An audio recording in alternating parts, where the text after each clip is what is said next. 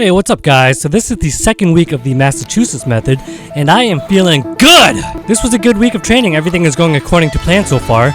So this is 191.25 pounds for 4 sets with a minimum of 7 reps, and I got 12 reps in the first set here. And I'm just trying to hit an RPE 9 or so for each set. After the previous volume day, I was pretty fatigued the day afterwards. I wasn't feeling beat up, but I definitely knew that I got some work in. The fatigue dissipated quickly, and by the time I got to this volume session, I was feeling fresh as fuck!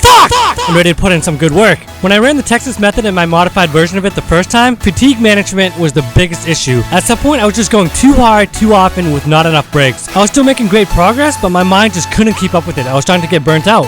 So speaking of not taking enough breaks, I also think it's possible to go the opposite way and take too many breaks. For example, with programs like the Basic 5-3-1, you deload every 4 weeks. So that's 25% of the year dedicated to deloading. So you're only doing about 3 weeks worth of work before you take a break. I mean, what's up with that, right? What's up with that? Yo, what's up with that, man? What's up with that? Now that could work for some people, but for me that's just way too much deloading. Just like with percentages, frequency, volume, etc., you gotta find what's right for you for any given moment. With the Texas method on intensity day, when 5 reps gets too tough for you, you drop down to 2 sets of 3. Now that drop signals that it was getting too strenuous for your body to keep going. So that's how you know it's time to scale it back a little bit. By dropping down to 2 sets of 3, you give your body and mind a bit of relief, because as you drop down to triples, the work becomes relatively easy for a while.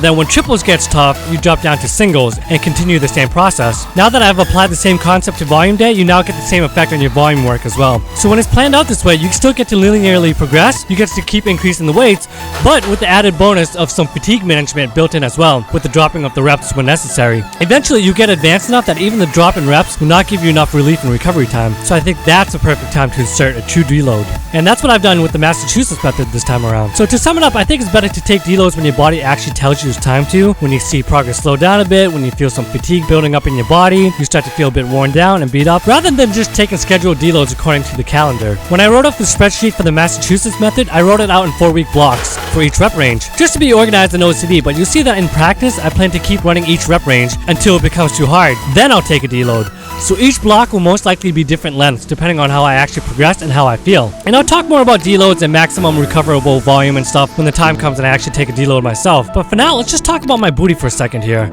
Even though I'm still injured, my squat has been improving, and I think you can kind of tell. I mean, just look at that ass. Damn, girl! Now let's move on to the intensity day, and this is the top working set here. I'm aiming for at least 5 reps, and I ended up getting 6 reps pretty easily. What's cool about the intensity day is that because the volume is relatively low, it actually kind of helps boost recovery from the volume day, so that by the time you get to the next volume day, you're feeling fresh as fuck! Know what I'm saying? Also, mentally, because you get to play around with heavier weights, by the time volume day comes, you feel super confident. So when planned out correctly, the volume and intensity day can have a synergistic effect. The volume day work will get you stronger to lift heavier weights on intensity day, and the low volume and higher weights of intensity day will help you recover and be more confident with the lighter weights on volume day. And here's the pyramid style training that I like to do on intensity day. I work up to 275 and paused it for 2 counts. Last week I only did it for a 1 count. Then I worked my way back down and tried to get each weight for at least 1 count longer than I did last week. I felt like I could have held some of these weights forever, so I already feel a lot more confident with the heavier weights. On this day, I set up slightly differently. I experimented with having my feet closer together. I usually spread them pretty far apart, but with my feet closer together, I felt like I was arching more of my thoracic mid-back region rather than my lower back, which is the goal anyways.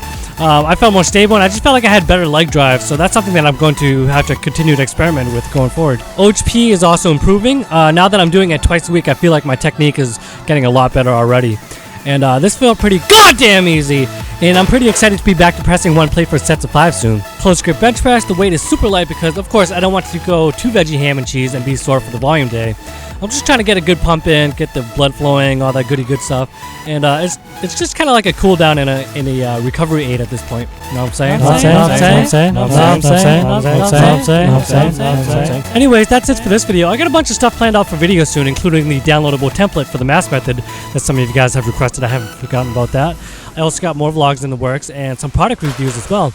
By the way, I'm getting close to 1,000 subs, so I'm going to have to do something about that as well. But for now, I just want to say thank you to everyone who's been supporting me, liking the video and commenting down below. I really appreciate the support, and I've been just having tons of fun making videos lately. And with all the interactions, I've been more motivated to make more videos more than ever. So that's it. Thanks for watching. I'll talk to you guys next time, and don't forget to put your goddamn weights away.